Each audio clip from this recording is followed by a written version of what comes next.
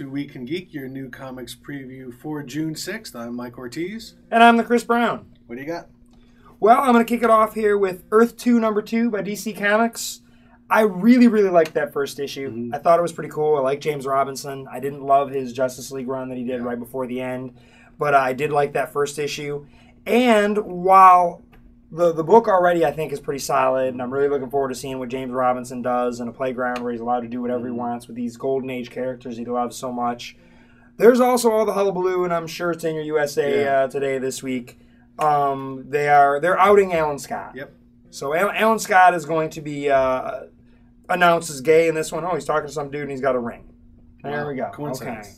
Yeah, imagine that. Gee, do you think it's a coincidence right on the heels of Marvel? I mean, if this book wasn't controversial enough because they've de-aged the characters and changed the costumes, now they've made Alan Scott gay, and certainly got a lot of headlines and a lot of attention, a lot of controversy. And it seems like they were stealing some headlines from Marvel, which is exactly what they were trying to do. Yep.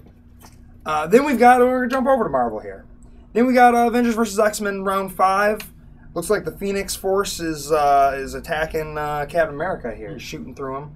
I liked that fourth issue. I thought it was pretty good. I liked the opening with Wolverine wearing a bear. Yeah. I liked the little swerve at the end. You know, I imagine they're on the blue area of the moon. Is that why no one had masks on and everyone could breathe? Is that what was going on? Or did the artist just forget? And they're it's blue area of the moon. They couldn't just put little circles for helmets? But yeah, no. Usually it's the blue area because that's where Phoenix died. Oh, okay. So that would make sense. So that's on the blue area of the moon. I don't know. It's Avengers vs. X-Men. Yeah. It's Avengers punching X-Men. Not much more to X-Men say. punching Avengers. We got another one of those augmented reality things, even though I stopped using it after the second issue. But it's nice to know it's there. Yeah, I can go back if I feel like it. Yeah, exactly. Yeah, it's always there for you. Yeah. Then we have Swamp Thing #10. I really like this book. We've got this is the bloody return of Anton Arcane, and this is very much like Francesco Francavilla on the art tours for this issue. Well, and this is also a mock-up of issue #10 by Bernie Wrightson. Yeah. It's almost exactly the same. This is with the same similar monster here. It looks almost exactly the same cover, and that was the original Swamp Thing #10. Yeah, actually. Even and then after Wrightson with Love and Admiration. Yeah. I really like this Swamp Thing book. I think it's been some really fun, fantastic stuff. It's horror the way 70s horror was. Yeah. Creepy and moody. It's not horror the way you'd approach it now, where everything's got to be violent and over the top. And this is moody and slow and well-paced, and I really dig it. And also moody and slow and well-paced is Animal Man. Here we've got Animal Man #10 by Jeff Lemire and Steve Pugh. This has also been a fun book. You know, they're fighting the rot, and this looks like they're getting more in advancing the story more. We got a Justice League Dark crossover, it looks like. Doesn't say it on there, but looks like we've got what Madame Xanadu and John Constantine. So should be cool. I'm looking forward to it. I really like this book. Crossover, or is it just the characters are appearing? Oh, maybe the characters are just appearing. Yeah, hopefully that would be it. Yeah, I don't know if Animal Man's going to show up in their book or what the deal is, but then we've got, you know what, I'm going to move this one up a little ways here. Then we're going to go Dark Avengers 175, which would have been Thunderbolts 175, but the Dark Avengers are taking over the book. Well, I don't necessarily know that the Dark Avengers need their own book. It's not really their own book. It's the Thunderbolts, and it fits right into what the Thunderbolts always were, the villains trying to be heroes. As far as I know, Luke Cage is still on this team, even though you have the Dark Avengers. So I'm willing to give it a try, and it's still written by Jeff Parker, who'd been doing Thunderbolts. So I'm sure he's going to do a fine job with it. A lot of people were upset that they changed the name. But, you know, putting the word Avengers on your book at this time of year is only going to help the book survive. So exactly. It's the same book, and it'll go back to being Thunderbolts once the Avengers hype dies down. First issue of a new era. Didn't they just do first issue of a new era like 8 months ago? Oh, yeah, every year. So first issue of a new era. Yeah, they'll go back. Calm down. You can just write Thunderbolts all in magic marker. Well, and it still has Thunderbolts on it. Yeah, and it's still the same numbering. Then we've got Secret #2. This is one of those Jonathan Hickman image books. Admittedly, I haven't read the first one yet. I just I fell behind, whatever, just haven't read it yet. I am caught up on my Manhattan projects, just not caught up on this one yet. But it is Hickman. It's a creator-owned image title.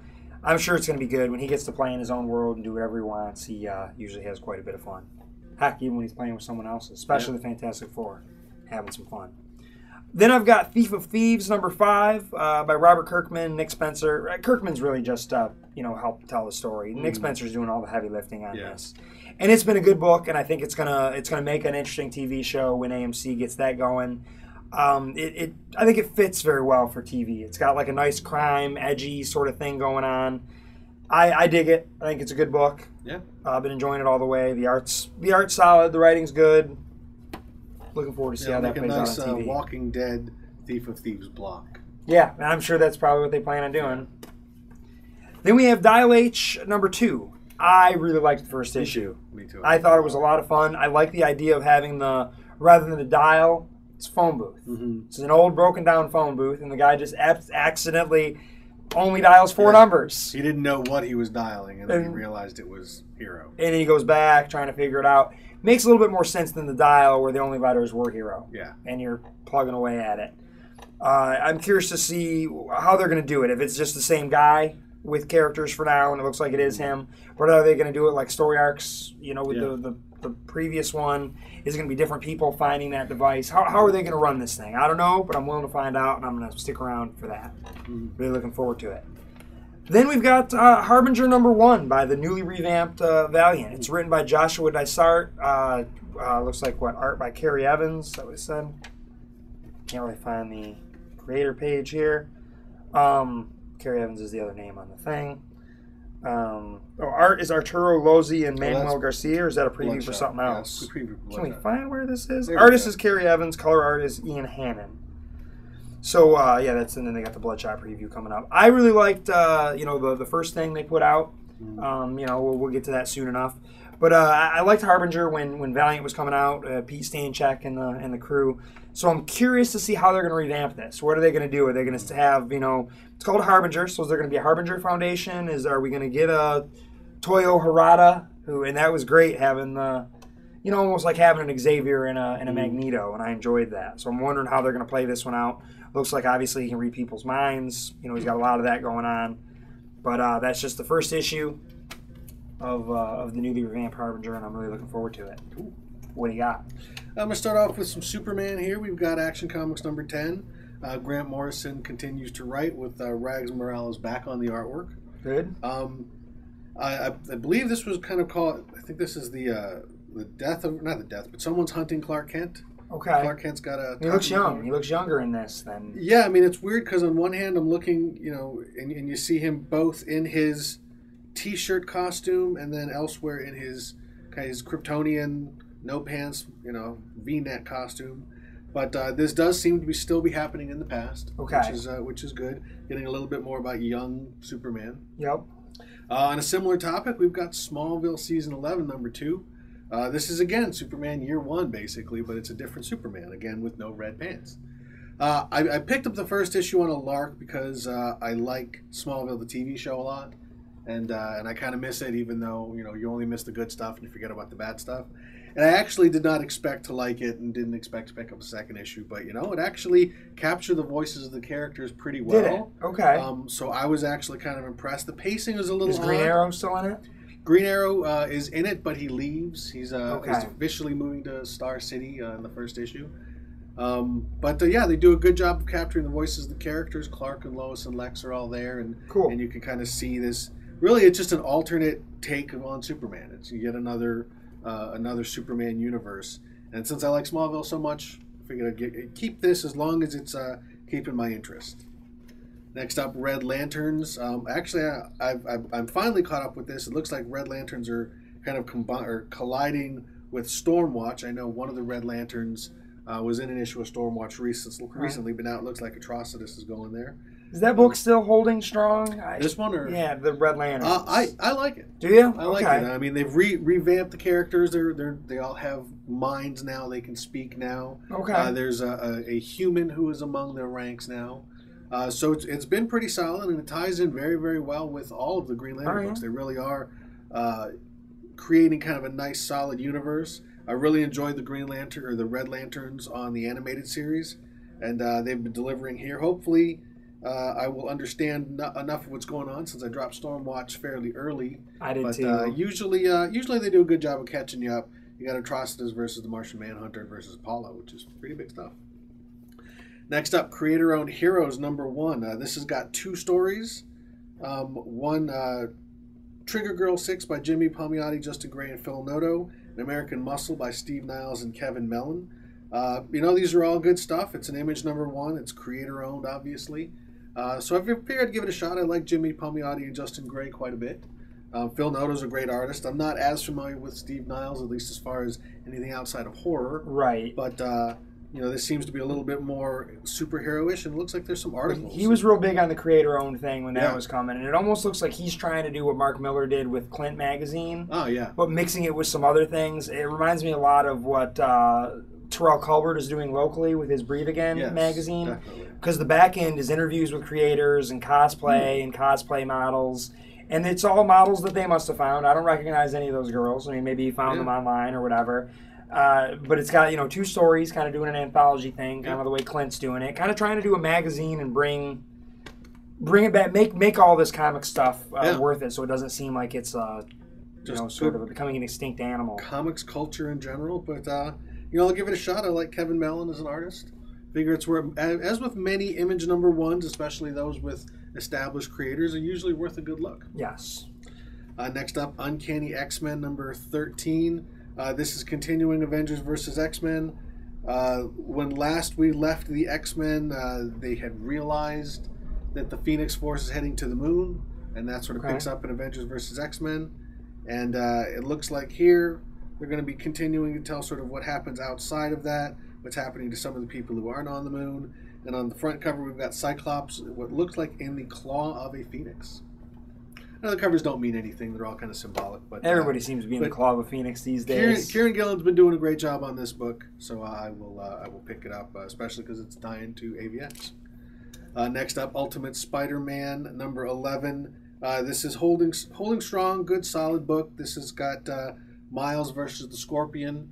His uncle, who is the Prowler, knows who he is. So really, just kind of a very interesting, different kind of take on Spider-Man. I mean, it's he's a little bit more, he's a little less kind of jokey than Peter was. Okay. He's a little bit more serious in tone. Very, very different kind of character, which I really like about it. It's not just Peter Parker redone. This is a very different character with the same name and similar powers, but not exactly the same powers. So I'll keep checking this out for a while, at least until it gets boring. But they've really breathed new life into this series, which it kind of just turned into Amazing Spider-Man Light. Okay. Next up, Mighty Thor Annual. This looks like it's continuing. Cover looks great. The Thor versus Silver Surfer. We've got Galactus versus somebody. I don't know who that is. Yeah, I don't know who that dude is. So we've got Thor kind of back on the cosmic scale of things. We got Galactus shooting things out of his eyes. Wow. Oh, wow. That looks crazy. A whole double-page bunch spread of Thors and Silver Surfers, probably from alternate dimensions. I don't know, but this looks like some good, fun stuff. Like I said it's before, an annual. I like the annuals, especially when they're just one giant-sized story. I've been enjoying the Thor book. It's written by J.M. DeMatteis, who's done some great stuff in the past, so I will give it a shot. Next up, Fury Max #3. Like I said with #2, I'm surprised at how much I like this book. It really is. A lot of people seem to be liking that book. Good, straight, simple Vietnam, but prior to the U.S. getting involved. Okay. I mean, it's got some politics. It's showing how horrible it was for us to even be in Vietnam. Fury's telling everybody we shouldn't send troops here because this is a losing battle, and obviously they don't listen to them. But really, just great stuff. Good Cold War espionage stuff. I mean, it's you could pull the patch off Nick Fury and just make it an Image book, and it would be great. Okay. Next up, we've got Trio. John Byrne continuing his foray back into standard superheroes. Rock, scissors. He's even rock, paper, scissors. He's even ripping off his own cover from an issue of Fantastic Four. The first issue was pretty solid. I mean, it was really kind of it read like a 1980s Marvel comic, which I think is exactly what they were shooting for. So as long as John Byrne is giving me the stuff that I loved as a kid and still love now, I'll keep checking this book out. That's my stack. All right, I guess that brings me to the top of my stack. I have my top pick this week is X-O Manowar #2 by that newly revamped Valiant.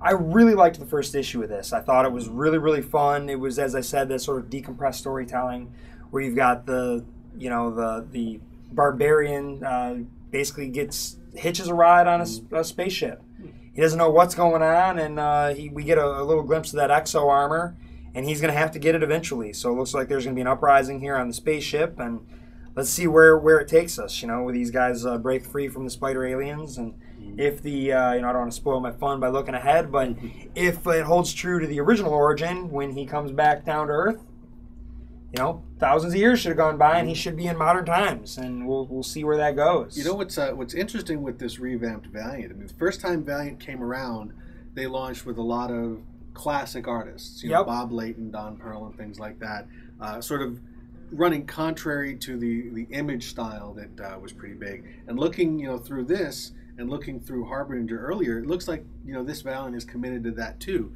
They may not be old artists or old generation artists, but it's definitely. But Kerry Nord's been around a little while, and Kerry Nord's doing this, so he's not like they're not trying to get a young, fresh guy. They got a guy and it's a very kind of who's classic style. It looks like it could easily have been like a Conan book or a little Wally Wood or Russ Heath, things like that. And he did Conan for a little while, and I'm getting a similar vibe from it with his art. Clean, classic art style that made the first Valiant very successful, and probably a good idea to do that with the new one. And they're relaunching their flagship titles, the Exo and Harbinger. Interesting that they the first time around, if we're going to talk about the first time around, the way they launched it was. They launched the characters that we already knew first, the Solar and Magnus, and they launched the licensed characters. Yeah. So it's interesting now that the new company has these characters, they're launching the Valiant characters because they don't have Magnus or Solar. Yeah. But it's almost like the same thing. So if they choose to launch new titles, then they'll do that, and they'll have already laid the groundwork of that original universe, which is kind of what happened the first time around. Very interesting. But yeah, check out those Valiant books. Great stuff. Mm-hmm. My top pick is probably tied with Earth 2 for the most controversial book of the week. Yes. Also from DC Comics, Before Watchmen, Minutemen by Darwin Cook. You probably have if you're a comic book fan who has been on the internet any time in the last 6 months, you've probably seen people arguing about the ethics of this book. I was back and forth myself. I think both sides make good arguments, but at the end of the day, I decided to give it a shot. Maybe by arguing about this and talking about it so much, it's actually going to make more people buy it. So that may be backfiring on those who are drawing attention to the issue. But Darwin Cook is a great talent. Yes, he is. And his ability. This is the Minutemen, so it's set in the past, which Darwin Cook is at his best. I mean, he's done a great job of capturing the tone of that time in New Frontier, and I think he's going to do a great job of it here. The art looks good. The art is good. Whether or not any of these live up to Watchmen, I guess we'll see. I'd be surprised if they do, because Watchmen is certainly a classic. But the talent of many of the people involved is certainly up to it. And I'd say Cook is probably the strongest talent in this entire group. And launching with him in Minutemen was a really smart idea. So if you do not have any concern about whether or not Alan Moore likes you, give Minutemen a shot. And as much as I love Alan Moore, I don't care if he likes me or not. For me, I don't know. I don't have a strong interest in reading them because we've had this debate for a long time. Everyone says, well, it can't possibly ruin, the books that exist before. Well, no, because they'll always exist, and they'll always exist that way. But when you start to do things and start to make me feel differently about the characters, that does have an impact on that previous work. So for me, I just don't want to. I don't want to mess with my opinions on the previous work, and I just don't want to deal with this. I feel like Marvel and DC both have a lot of double-handed, double dealing stuff going on right now, and the fact that DC, people at DC are calling shenanigans on Marvel doing this Avengers movie, and no credit to Jack Kirby, and take a date to the Avengers and give your money to Jack Kirby. But what about what DC's doing? I mean, isn't this just as bad? And they're and I don't want to say they're screwing over Alan Moore, because Alan Moore's done plenty to do that to himself. But there is an argument about ethics in there, and for me, I just don't want to read them, just because I don't want them to have that. I don't want them to leave a bad taste in my mouth over the previous ones. But that one is really taunting me because it's Darwin Cook. Yeah, I think once a lot of people actually see these books, they may change. The artwork looks really pretty, and yeah, so good stuff. We'll give it a shot. I know there's 6 of these total. Yep. So I'll at least give this a shot and see. I don't know if I'm going to get all the miniseries, Some of them are not done by creators I particularly care for. Sure. But I'm a sucker, so I'll probably wind up getting them all. I'll just be honest. I'll say no until I actually see it and go, it's one comic. What the hell?